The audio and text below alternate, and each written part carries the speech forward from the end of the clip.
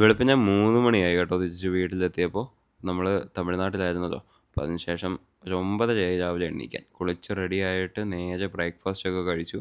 കഴിച്ചിട്ട് നമ്മൾ പ്രോട്ടീനും കാര്യങ്ങളൊക്കെ എടുത്തേ. എന്നിട്ട് മാളിൽ നിന്ന് കായംകുളത്തൊരു കടയുടെ ചെറിയൊരു ഷൂട്ടും പരിപാടി ഉണ്ടായിരുന്നു. അപ്പോൾ അതിന് വേണ്ടിയിട്ട് പോകാനായിട്ട് നമ്മുടെ കാർ സുനിയേട്ടൻ കയ്യിലായിരുന്നു. കാറൊക്കെ അവിടെ നിന്ന് എടുത്തിട്ട് നമ്മൾ കായംകുളത്ത് മുക്കടയുള്ള ഒരു അമ്മയുടെ ഒരു ചെറിയ കടയിലാണ് പോയത് കേട്ടോ.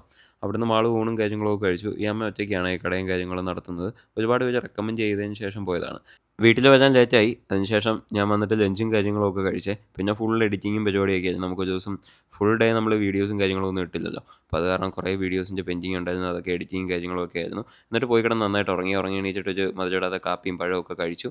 എന്നിട്ട് നൈറ്റിലേക്ക് ഞാൻ പോയി മന്തിയുടെ ചിക്കൻ മേടിച്ചുകൊണ്ട് വന്നു കേട്ടോ. 190 ഗ്രാംസോളം ഉണ്ടായിരുന്നു. എല്ലൊക്കെ സെപ്പറേറ്റ് തൂക്കി നോക്കിയപ്പോഴത്തേക്കും 25 ഗ്രാംസ് ആയിരുന്നു ഉള്ളത്. അപ്പോൾ ഏകദേശം നമുക്കൊരു 47 ഗ്രാം പ്രോട്ടീൻ എന്തായാലും നൈറ്റ് കിട്ടി. പിന്നെ ഇത് നാട്ടുമാമ്പഴമാണ് കേട്ടോ. കൊച്ചുമാമ്പഴനൊക്കെ വീട്ടിലുണ്ടായിരുന്നു. അപ്പോൾ ഞങ്ങളെല്ലാവരും ഇരുന്ന് മാമ്പഴമൊക്കെ കഴിച്ചു.